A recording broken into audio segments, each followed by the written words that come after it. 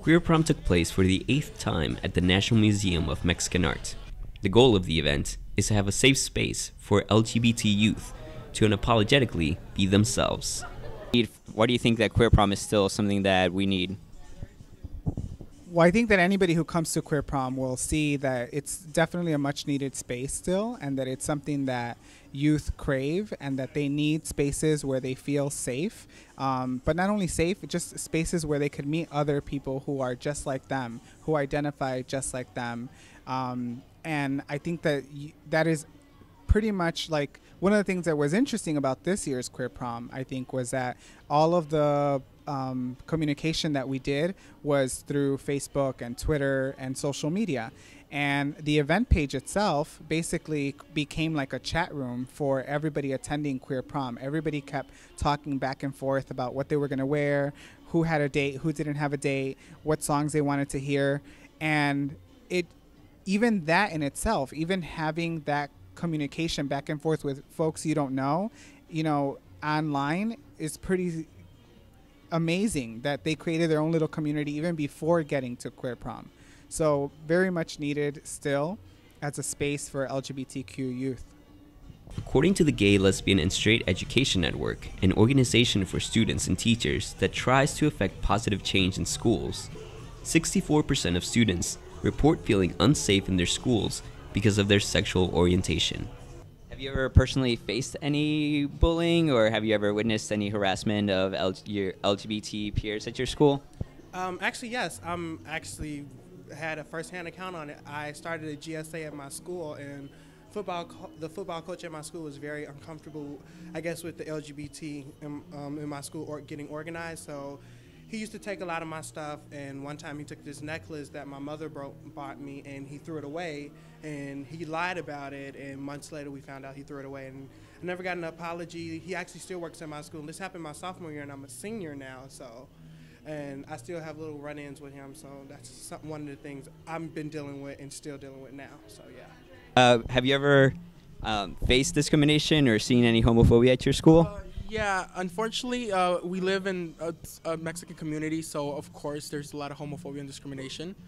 The machismo, the man's telling you have to be a man, or you have to have sleep with this many women by this age, or if not, you're not a man. Do you feel like, is your family pretty supportive? They know, but we really don't talk about it because of the fact that sex has always been a taboo in my family, so yeah. The event included performances, food, free HIV testing, dancing, and complimentary glam makeup sessions if you wanted to add some fierceness to your look. I also had the opportunity to catch up with Venus Karangi, one of the performers returning for the 3rd year. And well, I'm sure you're an inspiration to a lot of young people out there. Any advice you would give to anyone who's like, trying to break out of their shell? Just break out. Go with the flow. No, not well. That sounds kind of. No, let me see. Let me rephrase that. I guess don't limit yourself. If you know you want to do something, do it. It's like opportunity. Just give yourself as many opportunities. Take it. If you fall, get back up. I mean, you still have a long life to live, and who knows, you could become great. I mean, I've been doing this for 5 years in November. So I mean, when I first started, it was kind of like. Not so great because it was like a bumpy road. Just like anything, any obstacle in life, it's a bumpy road. But if you're really determined, you really want something, you really want to be out there, you want to be a performer, you want to do whatever you want, just stick to it. Try as many times as you want. No one can tell you no. It's your life, it's your choice, and you push yourself to do that. You shouldn't expect people to push you. Push yourself. Several organizations were in attendance to support Queer Prom as well. What made you want to get involved with Queer Prom? We really think that it's important for us to continue to amplify the kinds of organizations that are really important to the LGBTQ and Latino community, and just to let them know that there's lots of ways that they can continue to have both their Latino culture and their queer culture. So we think that that's just something we want to just continue to promote. And for a lot of kids and a lot of people in the Latino community, they feel like they have to you have to kind of choose one or the other, and we're here to just promote the idea that you don't really have to do that. What made you want to get involved with being part of Queer Prom? Well, I'm part of the gay community myself, and I also have a son who's gay. He came out at 14. He didn't go to his prom, so it's a good way to kind of contribute to our young LGBT community.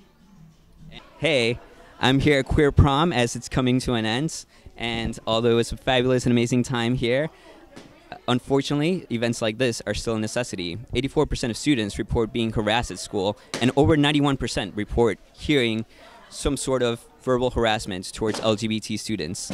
And so until that is over and we have full equality, stuff like Queer Prom will still be going on. Reporting for Pride News, I'm Eduardo Culbo.